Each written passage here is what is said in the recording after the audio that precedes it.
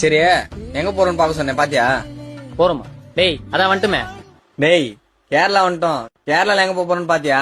அது நீங்க சொல்லவே இல்லையா? என்னடா? சரி வா, லோக்கல் யாருக்கு என்ன கேட்டீங்கன்னா சுத்தி பாக்கலாம். டேய் 10,000 ரூபாய்க்கு ரூம் புக் பண்ணிட்டு வெளியே போய் சுத்தி பார்க்கலான்றான்டா. பைத்தியக்காரன். டேய் அப்ப எப்பதானே சுத்தி பாக்குறது? மச்சான் நைட் டிராவல் பண்ணிக்கிறோம். உடம்புல ஒரே டயர்டா இருக்கு. இனி ஒரு நாள் இங்க ரெஸ்ட் எடுத்துருவோம்டா.